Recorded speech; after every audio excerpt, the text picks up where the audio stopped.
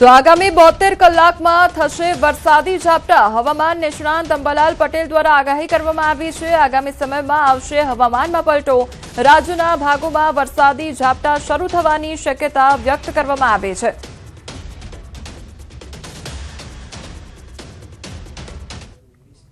આગામી 72 કલાકમાં ગુજરાતના હવામાનમાં પલટો આવવાની શક્યતા રહેશે, જેમાં લગભગ 5મી તારીખે જ હમણાં હવામાનમાં પલટો આવ્યો હતો અને ઘણા ભાગોમાં વરસાદ વાદળવાળું કે છાંટા થવામાં હતા। એટલે આગામી 72 કલાકમાં હવામાનમાં પલટો આવશે અને તારીખ 8મી ઓગસ્ટથી વરસાદ શરૂ થવાની શક્યતા રહેશે। તો તારીખ 12, 13 અને 14માં ગુજરાતના ભાગોમાં વરસાદ થવાની શક્યતા સેવાઈ રહી છે। પાટણ, સમી, હારીજના ભાગોમાં વરસાદની શક્યતા। મહેસાણા, બનાસકાંઠા, વાવ, થરાદમાં પણ વરસાદની શક્યતા વ્યક્ત કરવામાં આવી છે। તારીખ 12, 13, 14માં વરસાદ થવાની શક્યતા રહે અને તારીખ 11, 12માં વરસાદનું જોર વધવાની શક્યતા રહેશે। લગભગ ઉત્તર ગુજરાતના ભાગો, પાટણ, સમી, હારીજના ભાગો, મહેસાણાના ભાગો, બનાસકાંઠાના ભાગો, ખાસ કરીને વાવ, થરાદના ભાગો અને અન્ય ભાગો તેમજ સાબરકાંઠાના ભાગો અને અરવલ્લીના ભાગોમાં પણ વરસાદ થવાની શક્યતા રહેશે। તારીખ 15 સુધીમાં ગુજરાતના ઘણા ભાગોમાં વરસાદની શક્યતા વ્યક્ત કરવામાં આવી છે। મધ્ય ગુજરાતના ભાગો સહિત સૌરાષ્ટ્રના ભાગોમાં વરસાદ વરસશે। પશ્ચિમ સૌરાષ્ટ્રના ભાગોમાં પણ વરસાદી ઝાપટા પડી શકે છે। તારીખ 15મી ઓગસ્ટમાં મધ્યપ્રદેશના ભાગોમાં ક્યાંક ભારે વરસાદ થવાની શક્યતા રહે, ત્યારે ગુજરાતના ત્યાં અડધો ભાગોમાં પણ વરસાદી ઝાપટા પડવાની શક્યતા રહે। તો સપ્ટેમ્બર મહિનામાં પણ થશે વાતાવરણમાં પલટો। 2 સપ્ટેમ્બરે પણ હવામાનમાં પલટો આવી શકે। 7 અને 12 તારીખે પણ પલટાની આગાહી કરવામાં આવી છે।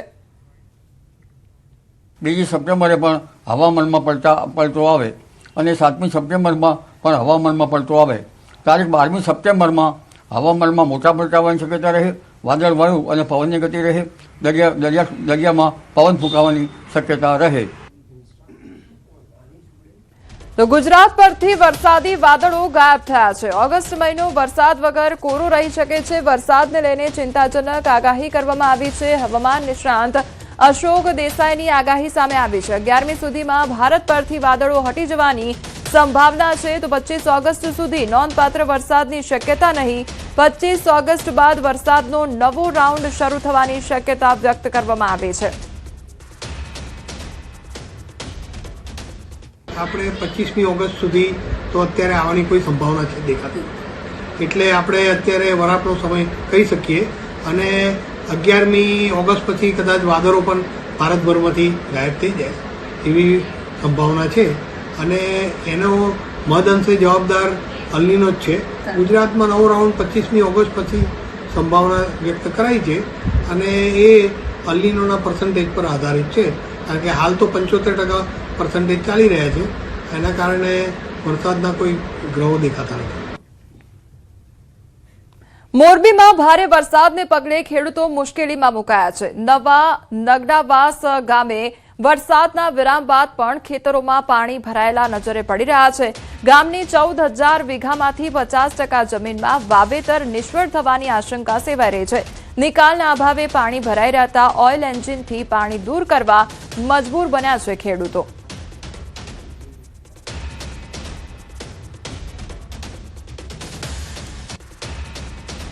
જ્યાં વરસાદના પાણી 5-6 ફૂટ જેટલા ભરાઈ ગયા છે, એ પાણી માટે મશીનથી અમે પાણી કાઢીએ છીએ। જો આ પાણી ન કાઢીએ તો અમારે બીજા મૂળ ઉત્પાદન થાય નહીં, એટલા માટે અમે આ પાણી કાઢીએ છીએ। વાવેતર પહેલાં કપાસનું હતું અને હવે પછી કપાસ વાવેતર આવે 4 વર્ષથી આવીને પરિસ્થિતિ છે। ખેડૂતને બહુ નુકસાન થઈ છે। 14,000 વીઘા જમીનમાં પાણી ફેર્યું છે અને ધોવાણે થયું હોય જમીનું, અને જે વાવેતર હતું એ સાફ થઈ ગયું, ભરી ગયું। સુરેન્દ્રનગરમાં તંત્રનું ચાલ્યું બુલડોઝર। તો ભલગામડા ચોકડી પાસે બુલડોઝર ફરી વળ્યું છે। કુલ 6 પાકા દબાણો દૂર કરવામાં આવ્યા છે। પોલીસ બંદોબસ્ત વચ્ચે દબાણ દૂર કરવામાં આવ્યા છે। તો વરસાદી પાણીને અવરોધતા દબાણો દૂર કરવામાં આવ્યા છે. હવે આગામી સમયમાં વરસાદી પાણી ભરાવાની સમસ્યા દૂર થશે. પાલિકા તંત્રની કાર્યવાહી બાદ શહેરમાં વધુ દબાણો દૂર કરવાની માંગ ઉઠી છે. તો લીંબડી હાઈવેથી બસ સ્ટેન્ડ સુધીના શહેરના મુખ્ય માર્ગો પર પણ દબાણો દૂર કરવામાં આવે તેવી નાગરિકો દ્વારા માંગ પણ કરવામાં આવી છે. આજરોજ લીંબડી શહેરમાં નેશનલ હાઈવેની આજુબાજુ જે બિનઅધિકૃત દબાણ કરેલા હતા, જેનાથી વરસાદી પાણીના નિકાલમાં અવરોધ થઈ રહ્યો હતો, આવા નગરપાલિકાની હદમાં 6 દબાણો દૂર કરવામાં આવેલા છે. આ ઉપરાંત નેશનલ હાઈવેની ટીમ દ્વારા નેશનલ હાઈવે ઉપર પણ વરસાદી પાણીના નિકાલમાં અવરોધરૂપ થતા જે કેબિનો અને દબાણો છે તે દૂર કરવાની કાર્યવાહી હાથ ધરવામાં આવી છે. બનાસકાંઠામાં દારૂ હેરાફેરીનો વધુ એક કિમિયો ફેલ થયો છે. કપડાની આડમાં લઈ જવાતા વિદેશી દારૂનો પર્દાફાશ થયો છે. એસએમસીએ ઝડપી પાડ્યો છે વિદેશી દારૂનો જથ્થો. તો હાઈવે ઉણ ગામ નજીક એસએમસીની કાર્યવાહી હાથ ધરવામાં આવી છે. કપડાની આડમાં લઈ જવાતા દારૂ ભરેલો ટ્રક ઝડપી પાડવામાં આવ્યો છે. થરા પોલીસને મુદ્દામાલ અને ટ્રક સોંપવામાં આવ્યો છે.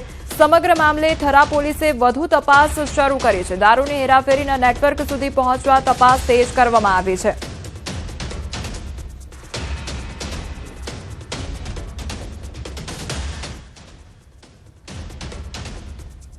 સમાચારમાં આગળ વાત કરીશું ભવિષ્યમાં તિરાડ વિશે.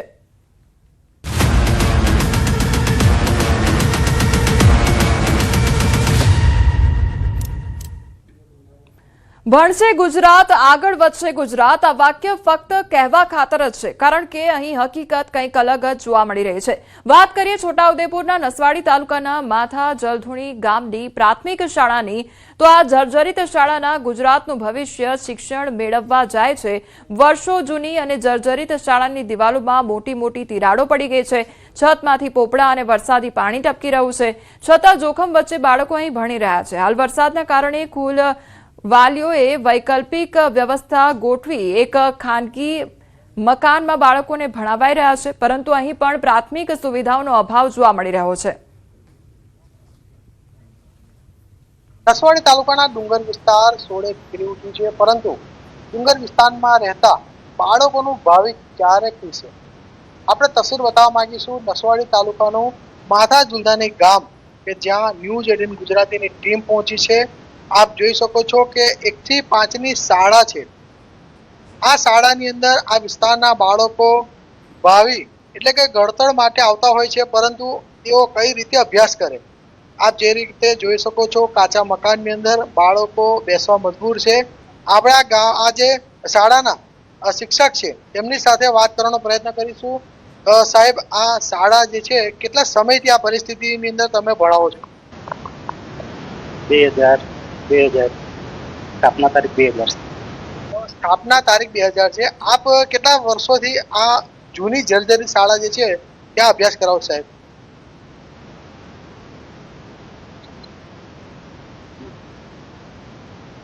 સાહેબ, આ જનતાને જવાબ આપવો પડશે. બાળકો આ વિસ્તારના ક્યાં સુધી આ રીતે કાચા મકાનની અંદર અભ્યાસ કરશે? તમે શિક્ષણ વિભાગને જાણ કરી છે ખરી સાહેબ? આ શાળાની અંદર કેટલા શિક્ષકોની મેકમ છે સાહેબ? બીજા સાહેબ ક્યાં છે? બીજા સાહેબ ભરતી થશે તો આવશે. આ કેટલી 1 થી 5 ની શાળા છે, તો તમે 1 થી 5 ના બાળકોને અભ્યાસ આપી શકો છો ખરા? વહીવટી કામ ને વહીવટી કામ હોય તો બહાર જવાનું થાય, બાકી તો શિક્ષણ તો આપી. બાળકો સાથે જીવનું જોખમ કેમ? બાળકોને સુવિધા કેમ નથી આપવામાં આવતી? આ વિસ્તારના આદિવાસી બાળકો ભણવા માંગે છે, આગળ વધવા માંગે છે, પરંતુ સરકાર, છોટાઉદેપુરના તંત્ર આ શાળાઓ બાજુ ક્યારે નજર કરશે? એક સવાલ છે. સેજબ ખત્રી, ન્યૂઝ 18 ગુજરાતી, છોટાઉદેપુર. વાલીઓ પોતાના બાળકોના અભ્યાસ માટે શાળાની માંગ કરી રહ્યા છે. ગામની શાળામાં 2 શિક્ષકોનું મહેકમ છે, જેથી બાળકોને ભણાવવા માટે શિક્ષકો મળે તેવી માંગ વાલીઓ દ્વારા કરવામાં આવી રહી છે. માતા ઝુલધાની ગામમાં પ્રાથમિક શાળા તૂટી જાય જેવી છે. એને કારણે અમે છે ને વરસાદ વધારે પડે એટલે બીજા મકાનમાં છોકરા બેસાડીએ, અને અમે એક તો પાણીની બહુ તકલીફ છે. પ્રાથમિક શાળા હોવાથી